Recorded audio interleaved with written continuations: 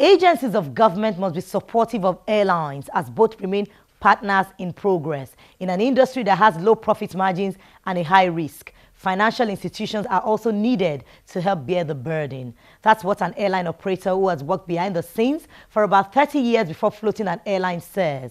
The chief executive of Medview Airlines, Munir Bankole, tells us more. First of all, let's use this medium to tell ourselves, agency of government, what is their priorities? We have 5 or 6 of them.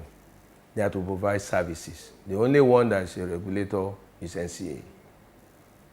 So if a government is saying, that aspect they must look into it. If a government is saying that airlines should be paying TSC, and you are taking the money and share among 4 or 5 agencies, that could have been adequate.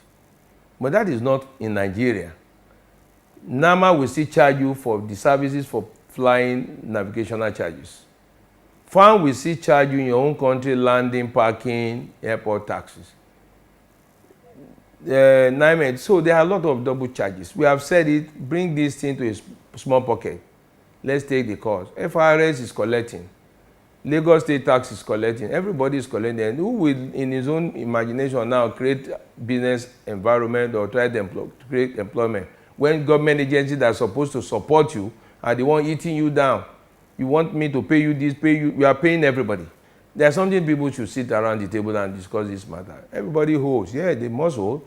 Because you say we collect the money prior to departure for you. We don't collect money for you. We put it in our charges.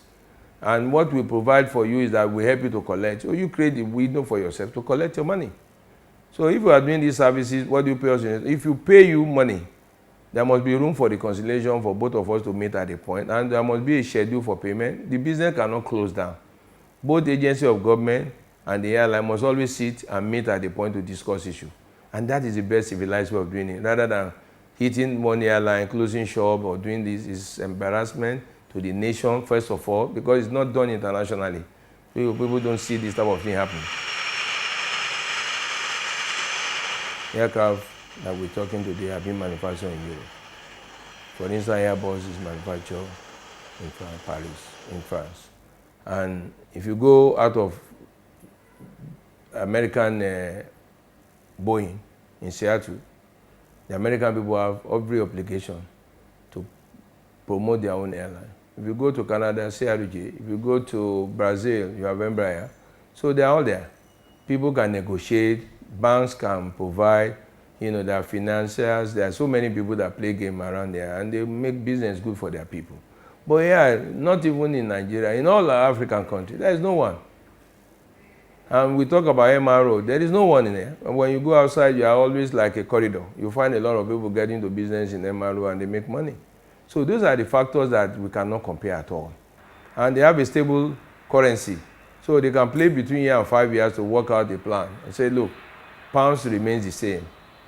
The slight difference you can find between pounds and euro is just a margin of difference number.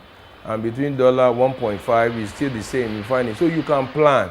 Here, there is a country where you cannot plan anything. Dollar yesterday was 160 before this president came on board. He jumped into 225, from 225 to 375. He got to 400. So what are we talking here? We can't plan. It's a very dangerous situation. And that's one of the challenges.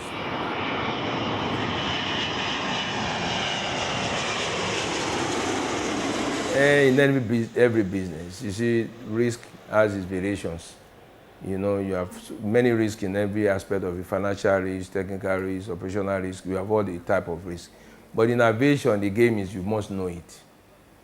For you to venture into a business, you must have a basic knowledge. And not only get yourself into the integrities or all the factors involved, but people like us, we can say we are grateful to God because we grew up from the industry. 30, 40 years now we have been there. So we've not done anything other than aviation. We have passion for it. We grew up from there. We had the benefit. Well, we can discuss nothing but that language. And that's why it makes it a bit comfortable for us to play around, to talk to our colleagues, our friends, that yes, we can go Lagos, London. This is the operational cost. It's playable. Yes, then we go. So if you don't know all those elements, you just jump into the business. You don't know, then you're in trouble. We have a partner initial concept, which is First Bank, and they worked with us, and they were able to support our growth. And as I'm talking to you, we're still a very close associate of First Bank. So it was strange, but they came up to give us support, and we thank God that we were able to mend fences, and we're doing very well. And that was one opportunity that Nigerian banks should take away. It's very risky. A lot of banks don't have portfolio to finance aircraft. Few of them, they don't want to take the risk. But there is no way in any business you don't take risk. Let me be honest to you. Few countries I can tell you in confidence that some of those airlines you see flying, like in Saudi Arabia, the fuel is subsidized 99%. They are paying fuel at 20 cents, even when the fuel price goes up. So once you can see a government, we are lucky, we have the same situation in Saudi Arabia. They get the same oil, they utilize it very well.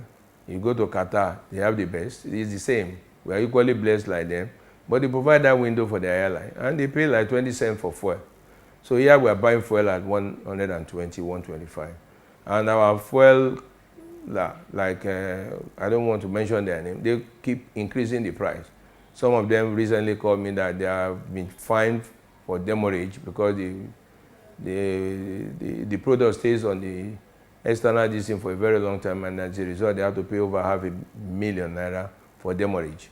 So that means he has to put the cost back to the airline, and he has to spread the money again to increase the price, which is unacceptable. But that is the Nigerian we find ourselves. The nation's industry regulator is set to prosecute a passenger who is alleged to have been smoking on board an aircraft. That's after the break. Do join us again.